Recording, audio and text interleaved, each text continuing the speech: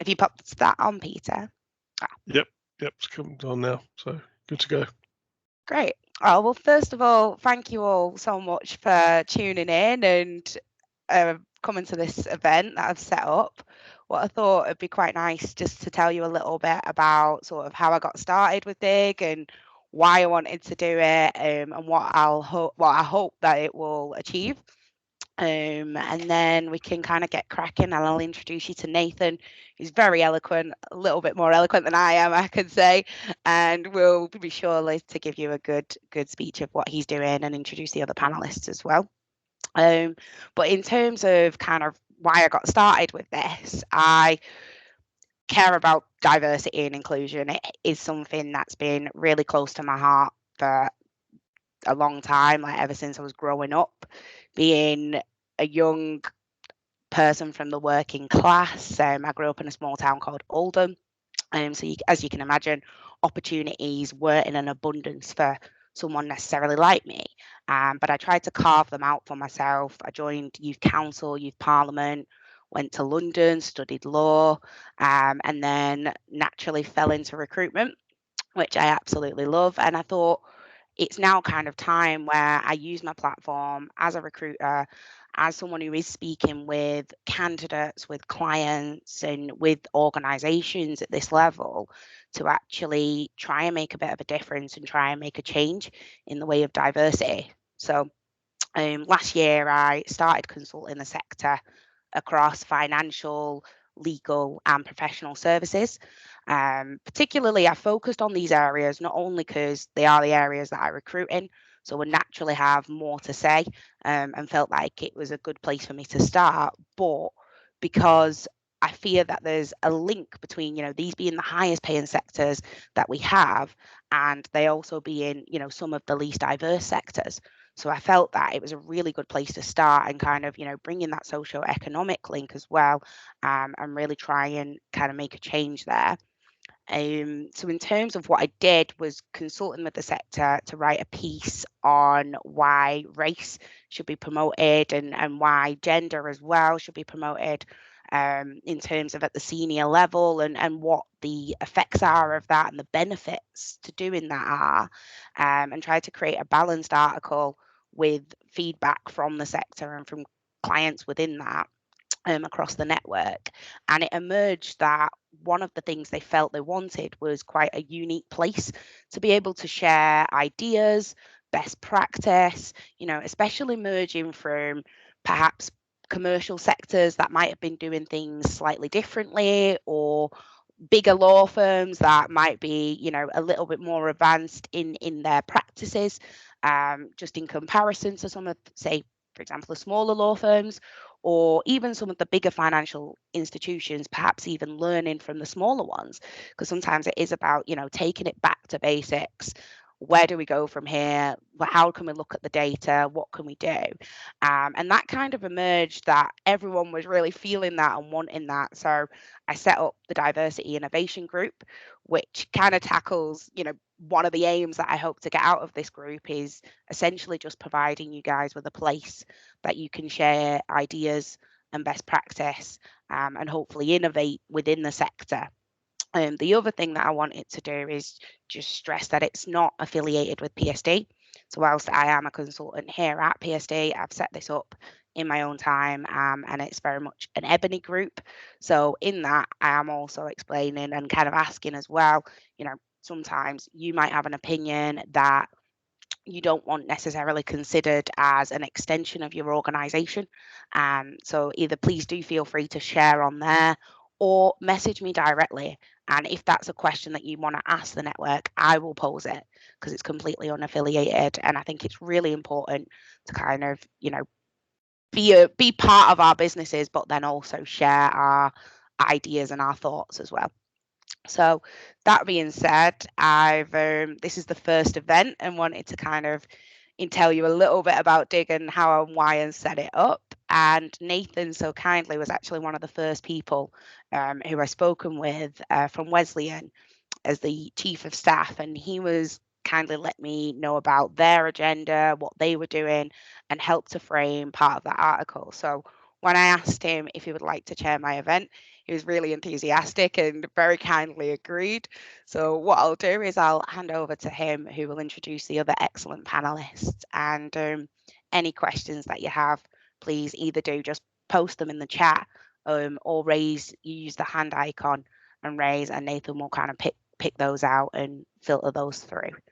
But yeah, thank you so much for letting me introduce, and I hope you all enjoy the session. Great stuff. Thank you, Ebony. And on behalf of everyone on this group and wider UK business, thanks to you for your sort of efforts in raising awareness of some of the issues we're still facing, and hopefully we'll discuss today. So look, brief introduction. Nathan Wallis, Chief of Staff at a company called Wesleyan. We are a mutual financial services organisation. We specialise in the financial needs of doctors, dentists and teachers, because they have quite unique sort of pension and financial requirements, and have a long history, 180 years of care, if I'm honest. Our whole company was set up to help with people save for funeral costs and healthcare, long before the NHS was born, and since that point have evolved to meet the financial needs. And if I'm honest, one of the things we've done for a long number of years is try to support our communities, work with social mobility, because financial services is an underrepresented group at senior level, particularly huge underrepresentation from both female and Black, Asian, minority ethnic colleagues. So there's an issue in our industry. But if I'm honest, personally, selfishly, I've probably spent my time at Wesleyan and prior in my previous company being part of ED&I action groups, trying to make a change. And I'm quite passionate about increasing the leadership representation of underrepresented groups, because not only is it the right thing to do, but statistically it is proven to have better outcomes for customers, for companies. I do not believe you can represent the UK or the globe, depending on where you're trading, without having diversity of thought. It closes doors that should easily be ones that we should be opening. And that is why I consider myself to be an ally. I'm by no means an expert. I'm someone that wants to raise the voice of those that want to be heard, and to try and get businesses to address where they have issues. And so today, realistically, I am playing a role of happy to share what I've done, what we've done. But realistically, I want to get the most out of the two panelists that have agreed to give us their experience. So I'm joined by Jade and Enoch, and I'll ask them to introduce themselves in a minute. But as Ebony said, we're on Teams. We can all see each other. There's the hands up, there's the comments. I have got some questions I want to ask of our guys to make sure that we get the most out of the session. But I will multitask and bring in anything that you want to ask that's linked to what's just been said. We'll dedicate some time to Q&A at the end if we need to, but if it comes up throughout, then let's just roll with it. So that's the framework for today. Jade, can I start with you first? Just introduce yourself to the panel, and then I'll kind of come into what your involvement's been more broadly in ED&I. Yeah, hi guys. My name is Jade Majid, and I'm head of risk and assurance at Horwich Farrelly, which is a mid-sized law firm based in Manchester, but we have offices nationally. Thank you, Jade. And Enoch, same to you, please. Welcome. Hi, everyone. My name is Enoch. I'm the founder of Black Professional Scotland, and I'm joining you from Scotland. Excellent. Welcome. So, Enoch, I'll stick with you. Can you just sort of let us know what your role is, your involvement with inclusion and diversity, and I suppose give us a bit of information around what BPS is. I think that'll set the scene for us. Yeah, sure. So I am originally from Nigeria. I came to the UK back in 2003 for uni, and then after that, moved into the workplace, and that was what brought me to Scotland. I came to Scotland to do my master's, but then transitioning from uni life to work life was quite challenging for a lot of reasons, but one of those reasons I believe is just cultural differences, and just I look very different up here in Scotland to everyone else. So I went through those challenges, but eventually I was able to secure a graduate trainee role, and my career took off from there, which was all well and good. But my experience then I always felt I could do something to maybe make experience of other people coming after me less painful, but I never knew what to do and how to go about it. But eventually in 2016, I decided to start a network for Black professionals. And then I called it Edinburgh Black Professionals. And the way I went about it was an event-led approach. I was very passionate about it, just as, when Ebony was speaking, I could feel the passion as well. So I was Ebony 5 years ago, just venturing into the unknown and just trying to do something. And so I started with my own money. So I was renting venue spaces and getting drinks and food and just getting people to come together. And so we did that for 4 years, and it was very event focused. So folks came. There was a speaker that focused on a specific topic, and in the midst of that, there was opportunity for Black people to network. And just the main thing I wanted to get out of it was I wanted folks to know and feel that they are not alone in Edinburgh, and there's a support network, people that have gone through challenges you are going through, that you can tap on the shoulder to get some advice and guidance from. So that was what we did up to 2020, and then after the death of George Floyd and the Black Lives Matter movement, we realized, based on conversations that took place around that time, we realized we needed to do more. Nathan, do you want me to stop now, or should I continue to touch on what we're currently doing? Yeah, okay. So on the back of everything that happened last year, we realized that we needed to do more as an organization, and one of it was we needed to stop focusing on Edinburgh. And thank God for lockdown and the advent of Zoom and all the other platforms that basically gave us access to the whole of Scotland. In the past, we were having physical events and folks had to physically attend. So now we could reach anybody in Aberdeen, in Inverness, in the islands. So we changed from Edinburgh Black Professionals to Black Professionals Scotland, and then we became more inclusive as well. We've been very, I'll use the word closed up. We've focused mainly on the Black community, and we've tried to sort of support ourselves, and that's been the approach up to that time. So at this point, we thought we need to open ourselves more as an organization. We need to be more in tune with the wider Scottish community. We need to get Scottish people to come in and support some of what we're doing. And then what we then also did was, as part of that growth into the wider Scotland, we started building up our membership base, and that essentially meant Black people going on the website to register as members for free. What we then did with that membership and with that, with the growth of that, so I think currently we've got about 500, and the plan is, or the target, the very realistic target is to get 1,000 by the end of the year, is to then use that, those Black people that have registered to support organizations that are looking for Black talents. Because as part of the organization, as part of the conversations we had after the death of George Floyd, a lot of the organizations we spoke to said, oh yeah, we'd like to get more diversity, but the problem is we don't know where to get the talent, or specifically Black talent. So we thought we could solve that problem since we're already growing that base. So we're already doing that. We've partnered with some big organizations, Standard Life Aberdeen, Accenture, Morgan Stanley, BlackRock, so some big names. And we're already beginning to support them with their diversity recruits, specifically in the Black ethnic minority.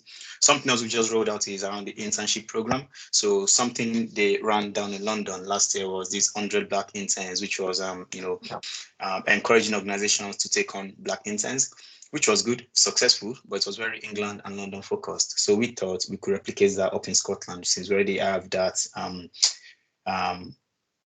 We could do that. We have the, should I say, the name to do that. So we launched that 2 weeks ago, and it's actually taken off. So I think we've got about almost 10 internship spots already given to us by organizations that are looking to support. And that essentially means they will create an internship position, or maybe they have an internship position and they will ring fence that position just for someone from the Black community, essentially positive action. So that's good. Those are some of the things we're doing. We're doing other things, but I don't want to take up too much of the time of the for the panel. So I will stop there, and then we can continue conversation later. Excellent, thank you, Enoch. Yeah, I think my next question will draw out a little bit more of what you've done that might help others on the call. But Jade, I think you and I, bring a corporate lens to this. So Enoch's got the network angle. Can I just ask you similar question really? What brought you to this line of work, and what are some of the things your organisation's doing in relation to ED&I agenda? Yeah. So initially, I guess being in risk and compliance, it doesn't exactly go hand in hand with working on D&I stuff day to day. But as a member of the BAME community, is something just like Ebony, just like Enoch, I'm extremely passionate about. So last year, I started discussions with our people department about the creation of a BAME network internally. Be kind of focusing the aim on being an area where myself and other people of colour can kind of have a safe space to discuss issues, problems, and generally things going on in the world right now. So, after George Floyd, the Asian hate crime following the pandemic, the Meghan Markle interview, just to name a few, I feel it's been absolutely essential for my own mental health, to be honest, to have somewhere to talk about how these issues have affected me as a person and other people of colour. And as one of the most senior people of colour at the firm, I kind of felt a certain responsibility to advocate for such a group to be created. So I've had really good positive feedback, to be honest with you, with the superiors at Horwich Farrelly, specifically our COO, who himself is a member of the BAME community, and with a lot of help of a couple of colleagues, Jilly Julian, a lady in our L&D team who is very, very passionate about D&I. Helped me get some feelers out to the firm and see if there'd be much interest. And luckily, we had quite a lot of people reach out. So that kind of led to us creating a BAME network and the creation of an allies network as well. So with the two go hand in hand. So considering we only started this early, really this year, we're still relatively new on the journey. But our network as a group has kind of picked out some core initiatives and focus areas that we're working on at the minute. These are recruitment, seniority and progression, and education and awareness. So for recruitment, we began by looking at statistics across the firm to try and see how many people of colour actually are in the firm, and try and looking at joining initiatives such as the Brighter Network and obviously the D.I.G that we're in now. And looking to work with our recruitment team to kind of understand if there are any barriers to recruitment of people of colour, such as socioeconomic factors, ways to prevent unconscious bias. And we've estimated that in our geographical location for our head office, we should be aiming really for a population of approximately 15% people of colour in the firm, which there isn't now, but these are why we're doing the actions we are. With seniority and progression, again, we've been analysing data across the firm, including working on an ethnicity pay gap report. Our next steps are going to be looking at the promotions process across the firm and also release a survey to gain a wider understanding. We're going to link this to the SRA's diversity survey due this summer. So our regulator requires us to do this every 2 years. So it's a great opportunity this summer for us to feed in our questions and get more insight. For education and awareness, we've created a pathway on our learning management system full of information like news articles, press clippings, all for allies. We're understanding that being an ally has become such a big thing in the past year, and sometimes it's not really easy to understand exactly how to do that the right way and how to go about it. So whenever any of us in the BAME group come across a book or an article we think might give a bit of insight, we'll add links to the pathway to help the wider firm. We've also started releasing our own articles in our firm's weekly newsletter to help educate and increase awareness. For example, a colleague that's on the call, Zeshan, a couple of weeks ago released a great piece around Ramadan, educating colleagues on what it means and how to be courteous to colleagues who are fasting. So we're still fairly new to it all. We've got a long way to go, but it's been... Sounds like a lot of progress in a year, though. I think that's that's really encouraging. From my perspective, just listening to that, there's a few things for those, depending on where you are on the journey, that I think are good call outs. Data is really important here. It shouldn't be, but it is. I think it's important to set a data baseline, i.e. understand the makeup of your organization or understand what it is you're trying to achieve or what you intend to metricize, and get a baseline, because progress can feel slow. Just listening to you, Jade, when you started out saying we're only a year in, I thought, okay, this would be good to draw out the learnings of a new network, but actually you're quite a long way down the track. So that's really, really great. I think surveying your people is important as well, not just around engagement, but around their cultural experiences within the organization. And if you can bring anonymity in, which, you know, SurveyMonkey and other brands are available, you know, do allow you to do, you can try and get some of the stories that might help you shape the actions that you need to take, and that's key. All of this chat, all of this activity is all boiled down to positive action, how we can actually move the dial, how we can make a difference. So that was that. Through the Wesleyan lens, because I promised Ebony that I would just share what we've done. Similar story. We've obviously got the network set up. We've actually got one for LGBT+, one for people of colour, for gender, and indeed mental health. And so they're all working together as part of an overall inclusion steering committee, but they've each got their own core focus and action plan. That's working really well for us.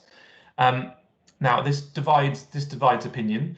We have actually set corporate targets because we do have a gap that we know we want to close, and we believed that was the right way for our organisation and culture to make a change. But I do know from doing a lot of research on the topic, not everyone feels that's the right way to go, and I'm sure we can debate that in the questions at the end. But we have done that, and we have seen positive movement against those in the last couple of months and years.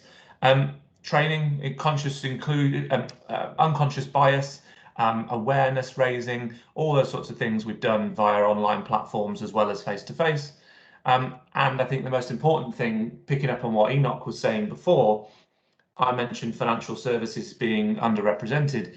We've really got to look hard at our recruitment practices, and that's on a number of levels. That's where are we recruiting from, and does the talent that we want to attract even go there to see job adverts, and are we looking in the right places? So I've actually made a note, Enoch, about speaking to organisations like yours around how we can bring talent into the sector. But then there's removing unconscious bias, and whether that's anonymised CVs or whether that's additional training, you have to look at each level of recruitment to work out where your potential issues are.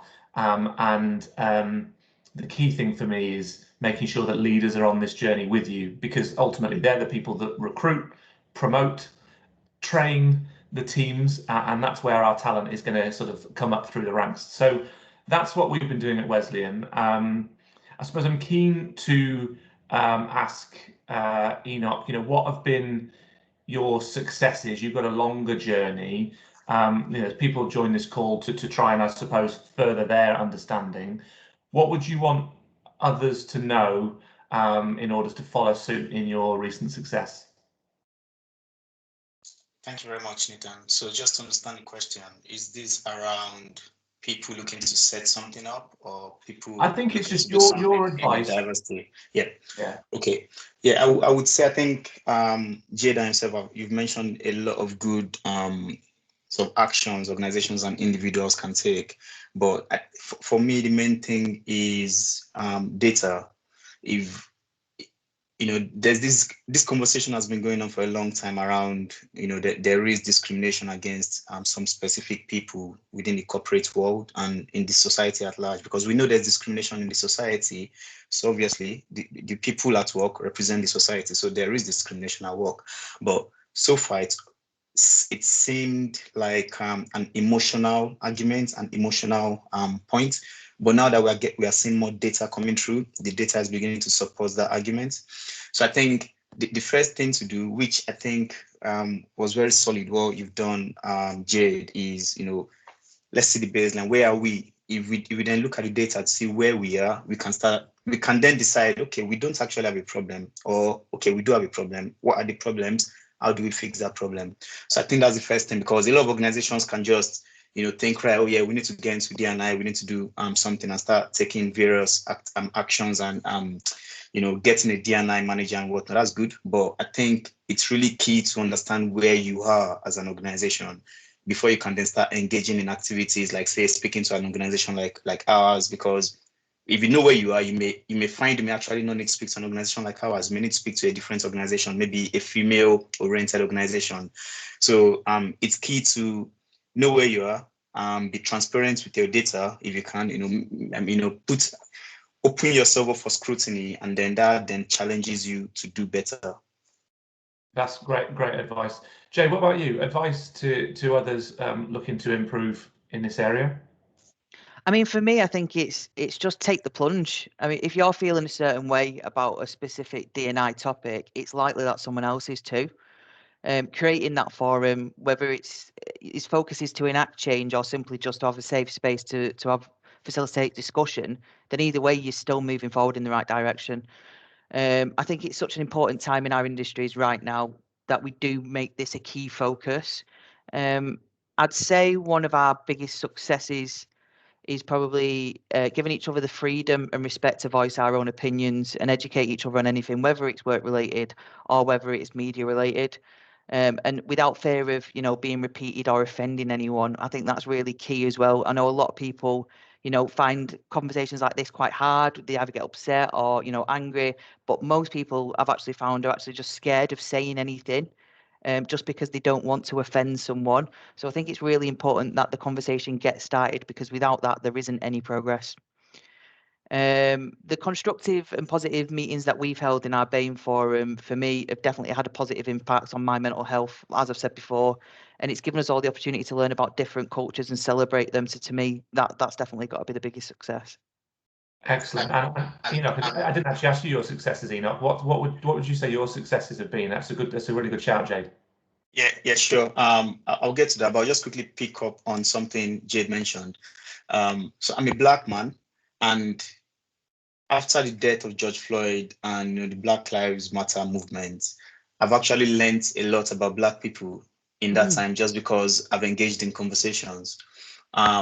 So believe it or not, I did have unconscious bias against some Black people as well before this point. But then just because of conversations I've had, so I'm from Nigeria. I grew up in Nigeria. My experience is different from a British Black man that was born here. So, and having that forum to have conversations with individuals that were different from me gave me a different perspective and made me a little bit kinder towards their experience. So I think having those conversations is really important, and don't be scared. Don't think you will offend, as long as the person you are looking to have that conversation with, or the forum you're looking to have that conversation with, understands that we're all here to learn. Then I think it's okay to put yourself in that position and put yourself out there.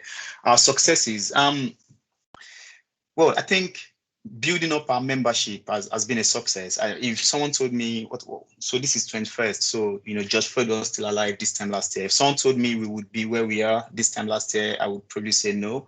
If someone told me we would be speaking to some of the organizations we're speaking with, I would say that's not possible. And just the growth we've had, I think, as I said, technology has really helped us as an organization. It's made us almost unlimited, so we can collaborate across Scotland and collaborate with, this event probably won't be happening if it was not technology, because I probably may not be able to travel down to Manchester for this event.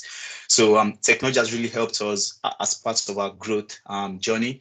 And then the internship as well has been a major success for me, particularly because when I came up with the idea, I thought it was crazy, but I thought I'll run with it anyway. And if you get at least one intern this year, that would be a win. But as I said, I think we've got about 10 so far in the space of 2 weeks, and I expect that number to grow in the coming weeks. And these are students and recent graduates that will be placed in organizations. One of the challenges we face in Scotland specifically is a lot of people go to universities and they get the degree and the masters and the MBAs, but then getting that first job is a major challenge. I was almost one of those people, but I was fortunate. As I said, I eventually got something. But I know people I went to university with that were, just as good as me or better than me, that never got that first break. And then what happened was they sidestep and end up doing something, not using their full, not working to their full potential. And that's what we're trying to stem. We're trying to get people that their first break, and that's where this internship is coming in. Get them on. Let them get that 3 months on their CV. Let them get that 3 months experience, so that by the time they then start applying for graduate jobs or other proper roles, if I could say, they've got something, they've got leverage and something they can use to speak for themselves. So that is a major success for me, because we are actually helping real people that make changes that will affect them now and in the long term. That's great, and that's got to be one of the key roles, right? Is helping talent move onwards and upwards and get into the thing that they're passionate about. We should be removing barriers. Ebony, you got your hand up. Yeah, I just wanted to add something there because I think that's massively amazing and such a good achievement. And hopefully, there'll be more internships created across, Manchester, UK, and Scotland. For individuals who are Black and other ethnic minorities as well. But I think you both made a really interesting point in terms of being Black and needing that emotional support as well, and actually being able to have such good conversations. And I just wanted to share something that even I've learned recently. My mum, because I'm half white, half Black, and my mum has always called me her little darling half caste baby. She did not mean that in any derogatory way, but I didn't realize, and it's actually this year that I learned that that's quite a derogatory term. And it's so interesting to think, that's something I've naturally thought my entire life was completely fine. And it's not. So we are all on this journey. We are all still learning. Even Black people are learning about Black people. Even, I can imagine women are learning about some of the issues that affect women maybe later in life that we've not quite crossed yet, or women from different kind of backgrounds. And so it's just really interesting that we're all kind of still on this journey. And as long as we are asking the questions and taking the time to kind of listen and take that step back and reflect, then I think, we should kind of shy away from this offending people's, sort of character. Otherwise, we're not going to move the dialogue.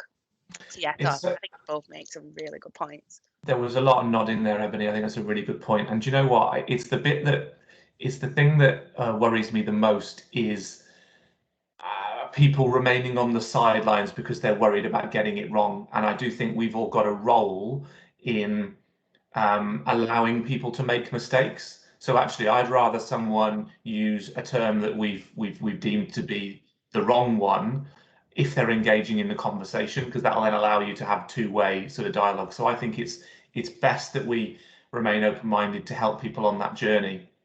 Interestingly, I was just going to say on that, I would literally rather someone call me out and offend me, because at least then I have the opportunity to kind of educate. Whereas otherwise, if you end up with this bias that's, not presented, there isn't any combat in that, and you kind of left questioning, and left with a lot of perhaps microaggressions, or people just shying away from it completely, and not even thinking about the subject at hand. So yeah, it's nice to hear you all kind of echo that sentiment. Yeah, Pippa, I'll come to you in a moment, but I think just closing that point off, I think we also have to allow, in a business context, allies and/or leaders to have their own reason for being interested, because I think it just being the right thing to do, it should be enough in itself. But actually, some business leaders, budget holders, decision makers, they're required to sit up and look through different lenses as well. And so we need to make sure that we point out the effectiveness of diversity of decision making. We need to make sure that we explain why a wider talent pool is better for the organization. We need to allow new parents to all of a sudden join what we're doing because they want to make a difference to the world their children are going to grow up in. There's all manner of reasons why people are passionate about this, and I think it's helping people join what we're trying to do is really, really key. Pippa, over to you, please.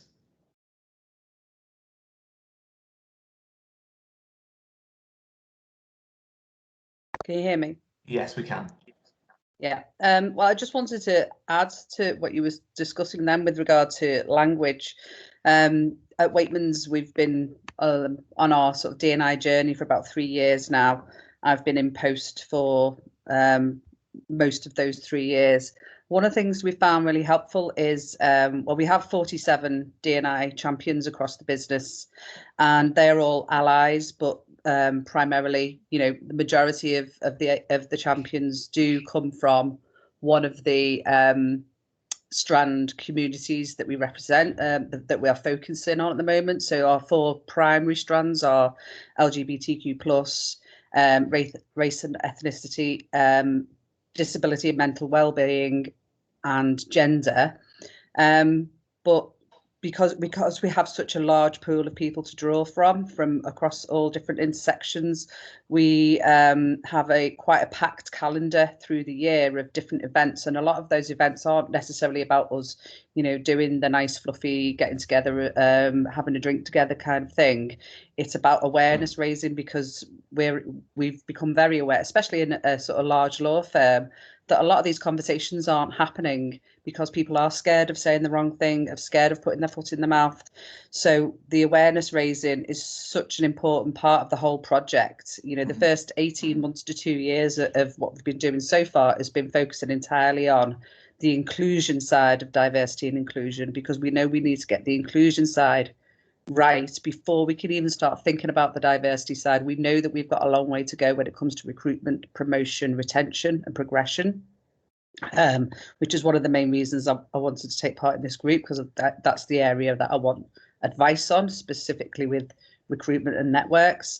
But so we can draw from that huge group, and we invite all of them to contribute articles, personal stories, experiences, the power of personal stories from our champions and from our board of directors, who've all contributed stories at different times or other, whether it be about, Epilepsy Day or LGBTQT History Month or Lesbian Visibility Day. The stories that we share are much more likely to be read by the staff, because they're from people that they know and are interested in knowing a bit about them, even if it's just from a sort of nosy perspective of wanting to know a bit about somebody. But also we've shared a glossary of terms and an inclusive language webinar on our platforms. So the inclusive language webinar is pretty basic. It's not groundbreaking, but it needs to be pretty basic, because a lot of people are scared of saying the wrong thing from a very, very basic perspective, especially in a large law firm where, let's face it, the majority of the gatekeepers are white, middle-class, middle-aged men. Yep. So the glossary of terms, we invite the champions periodically to contribute new phrases and words too, so that people can just look it up and say, what does that even mean? I got an email the other day that was talking about being grey sexual. I was like, I've never heard of grey sexual. What does that mean? Looked it up, add it to the glossary of terms.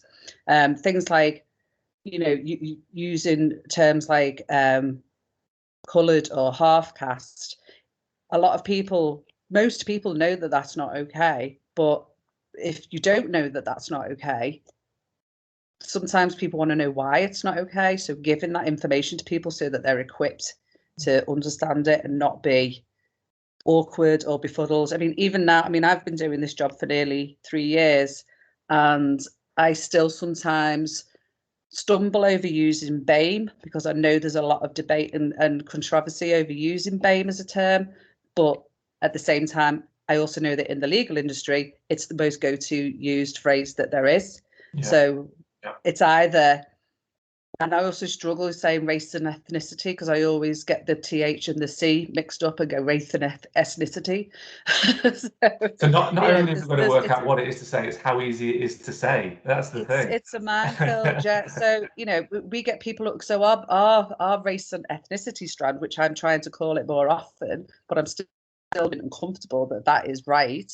And that there's not somebody who's going to come back and go, well, that's wrong, because it's actually, we call it our BAME strands, because it was set up 3 years ago. And 3 years ago, it was that conversation wasn't really happening quite as often. Yeah.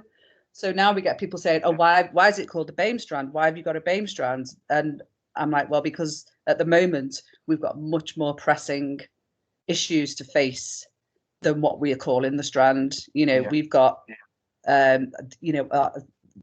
we were talking about data before. People call me a complete data bore because I go on and on and on about the importance of data. And as Jade will know, when you're a law firm, you've got to report all your data anyway to the SRA. That's a massive ball ache, really big job, because just getting people to fill their D&I data into the HR system can be a massive challenge. Yeah. I've lost my train of thought now, but basically, there are so many things to consider. But with data, I know that our BAME statistics within the business are really poor. our senior BAME statistics within the business are really poor, but also we don't know entirely what they are because not everybody, we can't force people to complete their data stats. Yeah, I hear you. I think you've just very, I think, articulately described a lot of the corporate challenges, and I think the other thing for me is, depending on the size or scale of your business or what you're doing, feeling like you're not alone with the likes of Pippa, myself, Jade, others that are struggling with similar things, and that's why these networks are fantastic. I think. But one of the biggest challenges I'm finding now that we've kind of done so much work on laying the groundwork on the inclusion side of things, and we want to start focusing on the diversity side of things. I know those two things are knitted together, but that they are two sides of the coin. Is how we best, as a law firm, reach and open up the talent pool of ethnically diverse talent in the legal industry to bring people in, because we know all what the benefits of diversity are, when we've got the catch-22 situation of not being able to offer that senior role model, aspirational, image to the rest of the world, and say, come and work for Waitmans, we're really diverse. We're not really diverse, but we want to be. And we know where our challenges lie, but how do we reach that market? How do we reach that audience? And one of the main things I was hoping to hear today is if anyone has any tidbits on how to reach that market, we've just had an apprenticeship program. It's our first apprenticeship scheme that from under the new SQL qualification system, where we had nearly 600 school leavers apply for 10 apprenticeship positions to then spend 6 years before becoming a qualified solicitor. And we haven't announced anything yet, but the diversity of the successful candidates, brilliant for social mobility, brilliant for gender, crap for BAME. Well, Pippa, if I can take that and move us on and actually frame it as a question, probably to Enoch first, in terms of what are the tips for getting talent interested in other segments, and how do we reach that talent? Yeah, thanks, Nathan, and well done with everything you're doing, Pippa. I would say, first of all, I think someone has mentioned it earlier, is where are you looking for the talent? And some could say, if you just look through look at the traditional or look where everyone is looking, you should be able to get whatever you want. But that is not true, because some people, based on their circumstances, could be disability, could be whatnot, are probably not using the traditional routes which organizations would normally look. So you need to go away and think about, where are you getting your talents from? So even look at the 600 people that applied and check what's the diversity, or what's the breakup of that 600, and maybe that can start trickling down to how we ended up with 10 without any BAME. It could be the case that 600 of those that applied, only 5 of them were BAME. Then there is, mathematically, almost no chance of any of them making it into the top 10. So it's those little things. And then how are you engaging with, I don't know, if you say you went through schools, then how are you engaging? What schools did you go to? So it's those little things that makes a difference in the end result. And also just, we went through RARE, so we went to all schools via the RARE, a RARE respect that they sell themselves as being like, number one for diversity recruitment. Mm-hmm. Yeah. Just Okay. Ebony. Apologies, I was on mute there. Was just going to say, our expert recruiter in the group. Thank you for that, Nathan. Was just going to say, from a recruitment perspective, one thing, and also just on a legal side, because I didn't know, as I was growing up and I was doing my law degree, a lot of the time internships would kind of pass over my head, because I was so focused on trying to get the grade, knowing that, and this sounds awful, but knowing that I had to do better than my white counterparts at my level to actually get the position, I was so focused on getting the grade, and then also having to work to support myself financially while I was in London, so that I could then eat to then continue, etc. a lot of internships just passed me by. Like I didn't necessarily know about them, and I didn't have all the time to do all the lengthy applications that come with them for law firms. So I think it's just, maybe you could start a program where you reach out to university students and help them with their applications for internships. Alternatively, at the more junior end, you could reach out to organisations like Enoch.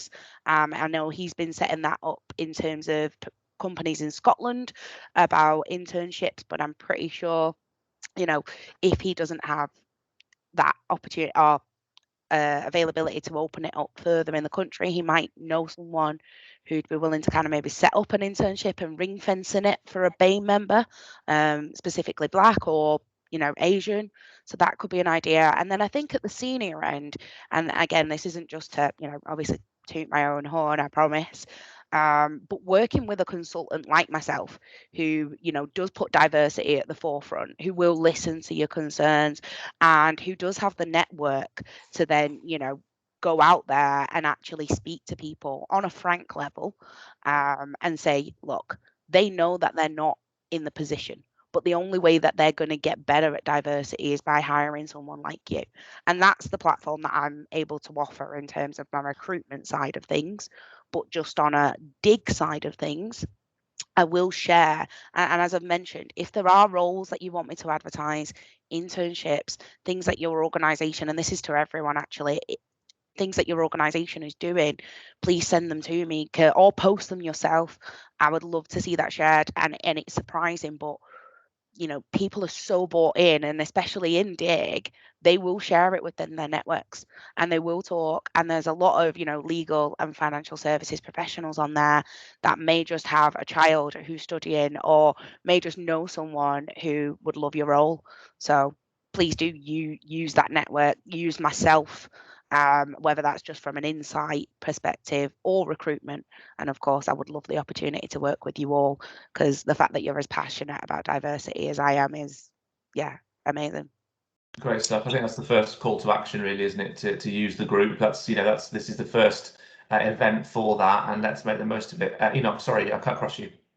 Yeah, I was going to add people. So some of the conversations we've been having, especially with recruiters coming to us to try to engage us, to work with us, or get us to supply some services for them, is they're getting more pushback from employers saying, the CVs you're giving me are not diverse enough. I need more diverse CV, and that's why they're coming to us.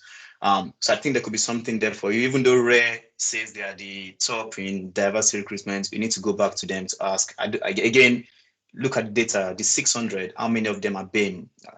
Black, ethnic minority, and Asian. And if you think the percentage is quite low for the average you'd be expecting, then you should be challenging Rare to ask them to do better. That is their job. Yeah. So you can challenge them on that. Okay. We're actually still waiting for the data from it. We used Rare and a company called Amberjack, and we're still waiting for the data from Amberjack on what the original talent pool looked like and where the drop-offs have been. In terms of specifically targeting diverse groups in job adverts, how do people feel about the fine line? I think there's a lot of nervousness, especially in law firms, around the fine line between positive action and positive discrimination. My approach is always like, well, why don't we just ring fence an internship or ring fence a role within our graduate programs for BAME groups, or at least a percentage of those roles that represents the communities in which we serve. But there's a lot of nervousness and hesitation within the board and within the HR teams of the firm, because they don't want to be held. There's still this fear of criticism from the status quo of who we serve and the status quo of our staff and our clients, even though a lot of our diversity pushback is coming from clients. So how do people feel about phrasing those adverts to specifically target and placing those adverts to specifically target diverse groups? It's a good idea. Go on, Enoch. I was going to say, people, ultimately, you are going to offend someone. So you as an organization, need to decide what you really want to do. If you decide not to go down that route, you will offend someone. If you decide to go down that way, you will offend someone. So you need to take a stand to decide what is right for us to do as an organization. So if we're bringing 10, I mean, you can use this We have 10. a phrase for that in Liverpool, but I can't repeat it here. Can I just add to that one? Sorry, can I just add to that one? There's echo coming through. Someone echoing. As a law firm, Pip, I completely get where you're coming from, and you are completely right in saying a lot of the D&I initiatives at the minute are being driven by our clients because they're so all over it at the minute. One of the we have discussed this in, I think, one of our first BAME network meetings, what we thought about quotas and things like that. And we still revisit it all the time. One of the main things I'm trying to look at the minute is actually looking at what our clients are doing and seeing if they're advocating for it or not doing it and trying to take a lead off what they're doing. You can't really get pushback off someone if they're doing it, can you? So maybe just an idea to have a look at what they're saying. Good stuff. Thank you, Jade. So look, we're going to do a bit of open Q&A minutes. If you've got anything that's come to mind, please think it up, stick your hand up shortly. But just before we do give you a moment to think, I just wanted to ask the last question to my panelists before we open up. In hindsight, if you could go back 12, 18 months, what, if anything, would you do differently? I.e., what can we help everyone on this call with to make sure we don't make the same mistakes or get action quicker? Jade first, please. I mean, as I've said, we're still really new to this. So I think 18 months ago, my only hindsight now would be that I wish I'd started it sooner and got the wheels moving quicker. You know, trying to push the firm into recognizing our network a bit quicker and really understanding the impact of having diversity, cultural representation, differing socio-economic perspectives. But we're there now. I just wish it had happened a bit quicker. That's all from me. That's exactly what I would say. Fast, exactly. Start sooner, get going quicker. Enoch, have you got a different view? Yeah, I think it still ties to why my point to people around. I think we as individuals and as organizations need to decide what is right and what is wrong and just do what is right to you, because whatever you do, you are going to offend someone. So if we are waiting to try to appease everyone, we're never going to make any changes. There will be someone that will tell you, why are you doing that? It's not fair to that. Why? So, you know, if you're getting 10 people in, so in the UK, I'm not sure what the exact number is, but, you know, I think there's about 10 to 20% of the UK population is Black and Asian minority ethnic. So bringing 10 people in and none of them is being straight away, that screams there's an issue here. So if you do decide to take what you call a positive action, saying you ring fence one position for someone from that community, I think that goes with the data and that's fair. And yeah, some people will raise hell and then eventually they will get on with the program. That's what I would say. That's great advice. Thank you. Really great advice. So we've got a hand up. Is it, forgive me, is it Adeyemi, if I got that right? Yeah, Tutu. Welcome. What's your question? Yeah. Not a question, but just to add to what you guys have spoken about. It's a good thing that the diversity conversation is happening now, and more people, more organizations are aware of it and the gaps within diversity. But well, I think there's still a lot more awareness that is required for organizations and businesses around diversity, and especially looking at the backgrounds. So again, it's all right to say, yes, you're looking for ethnic minorities and stuff, but again, what are those common challenges or issues that surrounds, you know, people from those backgrounds? So an example that I would give is on the average, someone born in this country would probably start work and have a work experience from the age of 15, 16. Now, coming from where I come from, back home in Africa, the average age of having work experience is about 23, thereabout. So there is that gap. So if all of us are thrown on the same field. Now, someone that has started working from the age of 16, you know, even if we may have the same qualification, you know, will definitely outshine someone that just started their work experience at the age of 23, 22. So there is that gap. So which is the reason I'm saying that there needs to be more awareness around exactly what are these diversities, what are the challenges behind this diversity. So it's not just looking at it as just, yes, ethnic minority, Black, Asian. There are stuff behind it that makes it look that way. So again, you know, like some you guys have rightly pointed, it's do we create different set of, you know, classification categories when looking at employment to those category of people in terms of the standard. It's not lowering the standard, but you know, when you're looking for 5 years experience, for example, if you have somebody from an ethnic minority, would you lower that to 4 years or 3 years? So it's things like that, because unless those gaps are bridged, it will be difficult to play on the same level ground really with, you know, the non-minorities, if I can put it that way. Yeah. So that's my. No, I understand. You're absolutely right. You know, we've got to try and provide fair access. We've got to try and, if I'm honest, do more than that. You know, because there is an imbalance, and I think that's going back to Pippa's point around positive action versus positive discrimination. We can't just hope that by fishing in different talent pools we're going to get where we want to be, and therefore we might need to do more than that. So thank you for that point. Pippa. Well, as part of the apprenticeship program, we did have there was a UCAS point requirement to get through the first round, and that UCAS point requirement was lowered for candidates from disadvantaged or underrepresented backgrounds, but it went on the school premium points.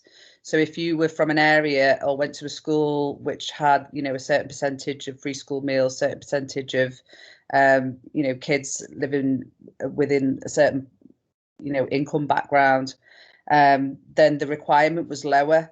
But that only, so what that has done is our cohorts for the apprentices, in the terms of social mobility, is really, really diverse and really excellent. But as you say, I think there's still that nervousness around taking it a step further and saying, if you are from a BAME minority background, then, you know, we're going to lower that requirement. And I think part of that nervousness is very well intentioned, because we don't want, well, most law firms, I believe, don't want to appear to be condescending or patronising in any way, and to say, oh right, well, you know, it will be interpreted by somebody somewhere. It goes back to Enoch point, you know, you're always going to piss somebody off, but it can be interpreted by somebody somewhere as, oh well, if you're from a minority background, then, you know, you need more help with academics.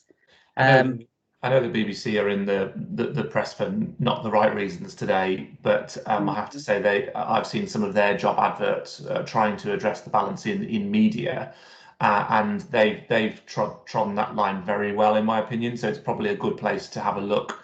You know, they've made it very clear they want to get Black people into producing, into music mixing, into whatever it might be, and they've gone out specifically for that. And I think it was less about reducing the requirement, but actually specifically setting up the role to get what they felt they were missing. And you know, you're quite right, not everyone agrees with that approach, but you know what, if it gets talent into the right place at the right time, and will make a difference, I'm all for it. We just got to find the right way for our organisation to tread that path. So I think it's a really, really good call out. So I want to leave sort of a few minutes for Ebony to wrap up, and we've lost a few people already due to time. So are there any other questions for the panel, or more broadly, is there any points anyone who's sort of sat quietly for an hour wants to make or share that helps wider? Use the hands or just chip in, or the chat. Excellent. Jessica, can I come to you, please? Yeah, sure. So yeah, I've been sort of listening. It's really fascinating sort of hearing all the different stories. And I suppose from my side, I I kind of really empathise because, you know, I'm a woman who happens to be trans. It's an adjective, right?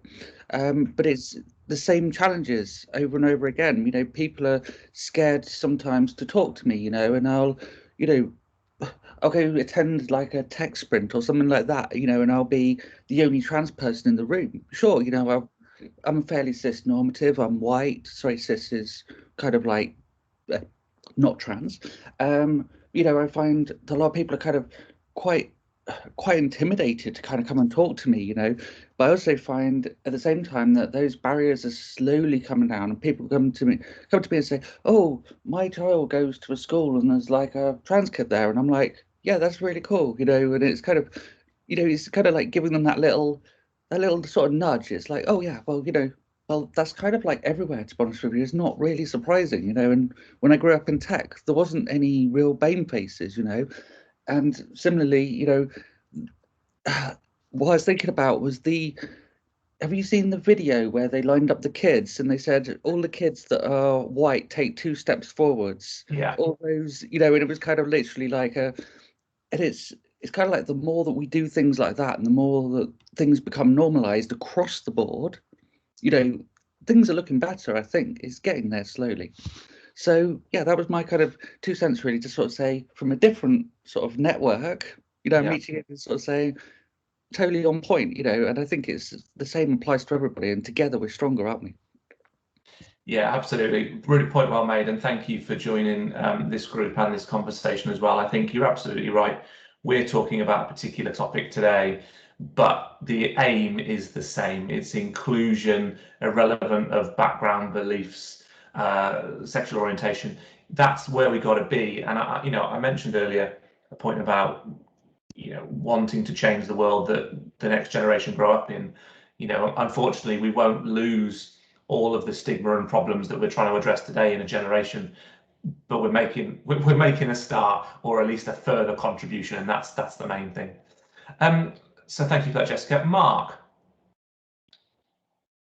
Yeah, thanks. I've been listening very quietly. I come from a very, very small organisation, so we're an organisation of 30 people, and I'm reflecting on the big firm challenges and the things that big firms can do, but recognising that 60% of people in the UK work in SMEs rather than in the very large firms.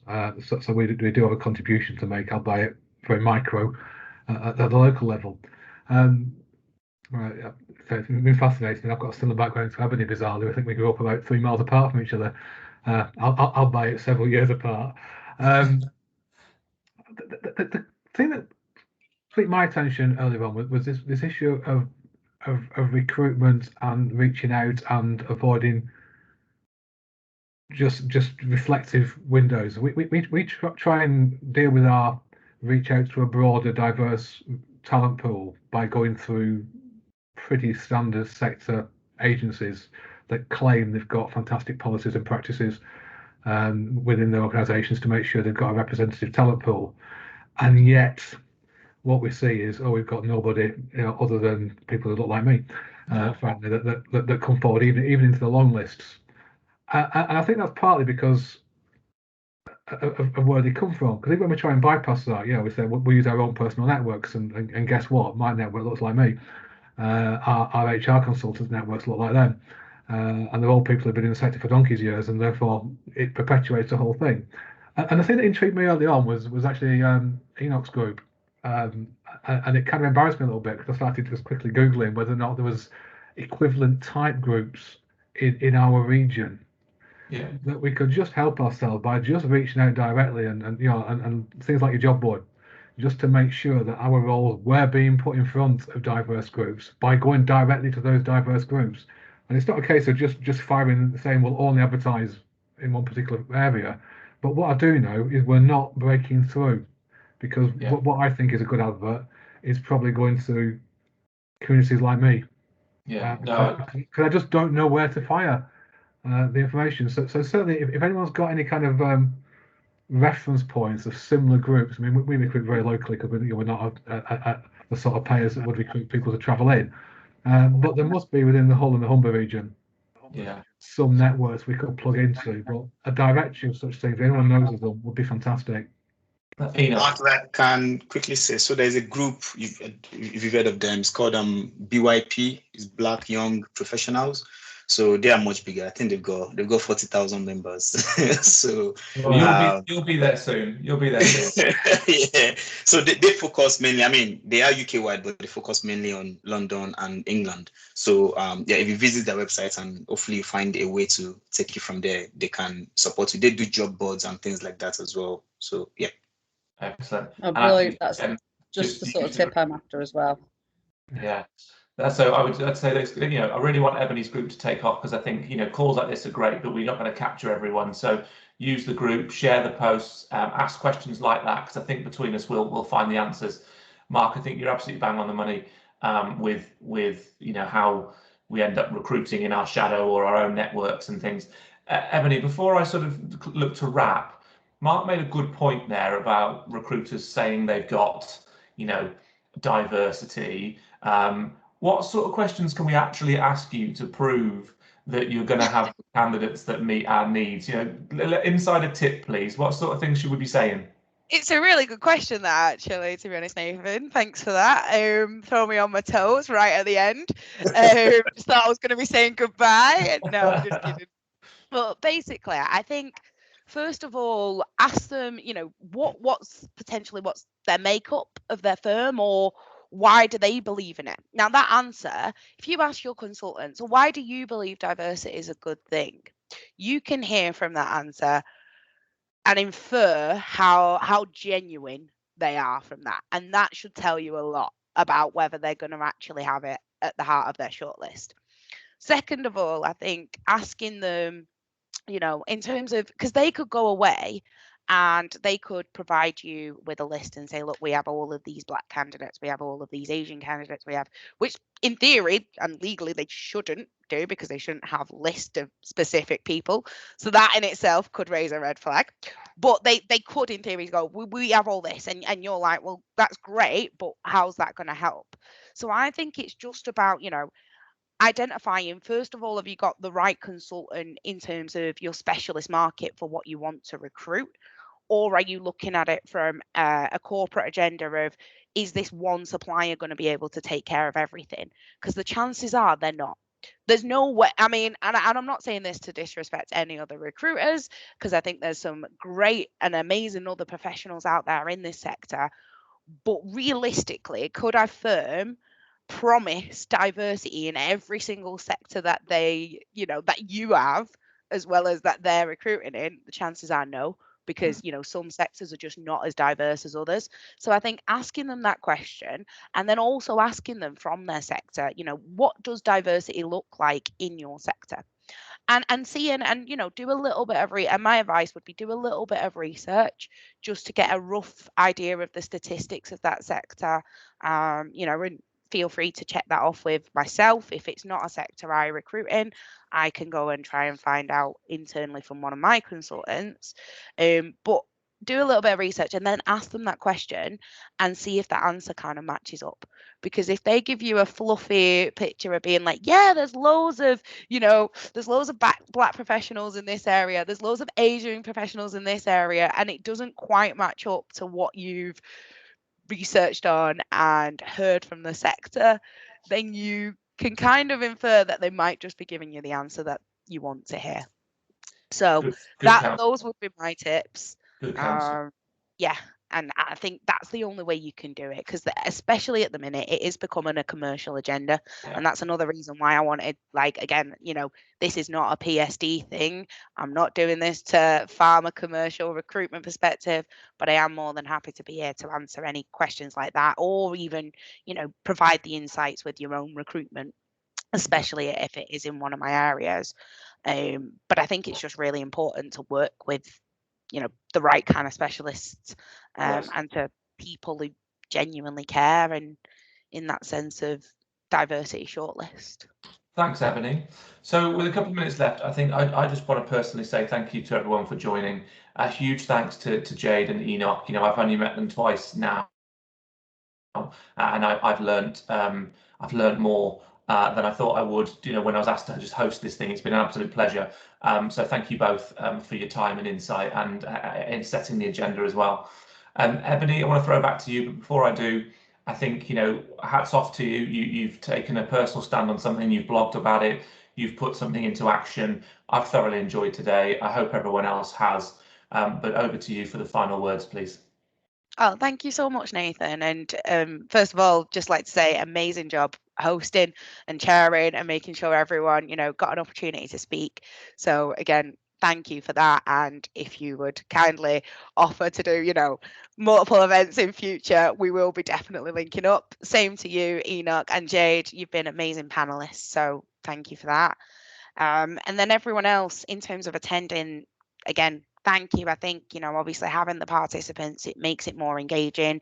It drives that value and that insight and the relevant questions.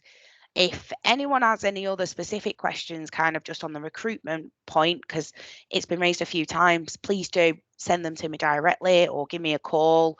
We can have a chat about that and I can, either help you with recruitment or give some insights. And then just on the last thing in terms of, because I realized today we focused quite a bit around race and around, how we can promote talent within the BAME sector. And I think what this diversity group is, I set this up sort of for you guys. So if there are other initiatives, and I will try and post, articles around things like how to not be afraid about asking those questions, or unconscious bias, or mental health, anxieties and work stress. So I am trying to cover a wide range of bases, but especially, from areas of the community in terms of LGBTQ plus, and other and disability. If there's things that you want to share or topics and workshops that you want me to run, please do just ask, because I want to set them up. I'm looking to, find the time to kind of go away and get the speakers and set that event up. And I guess the one thing I ask is if there's more buy-in for it, that gives me just a little bit motivation to spend those nights trying to get that speaker and trying to get that workshop set up for you. So, and if you want to be a speaker or volunteer and kind of, have that insight and share your thoughts even further, again, please do let me know, because this group is set up sort of by me, but for you. So thank you all so much for attending. It's really meant a lot to me. Thanks, everyone. Yeah, I'll let you all go, but I'll be sending the recording of the session in the group next week. So if you want to kind of catch it there or share it with your colleagues, then it Can I just say something quickly before everybody rushes off? It's probably too late. We've got Black Professional Scotland go an event next week, Tuesday, and essentially we're bringing organizations. So similar to what we've done today, we're bringing organizations to come. So specifically organizations to come share what they've done in that space of diversity post George Floyd, almost giving it a 1-year stamp of, come and share lessons learned, successes and failures. And I think it will be an opportunity for those attending, well, especially those of you coming to represent your organization, to learn and maybe pick some ideas of what others are doing that you can implement in your organization, big, small, or whatever size it is. But I'll share the link with Ebony, and maybe she can then share it with everyone else. Thank you. Great. Definitely. And I'll be there as well. Thanks all. Great to see you. Have a good Thanks, afternoon. guys. Bye. Thanks for your time. See you later. Bye. Thank you. Bye.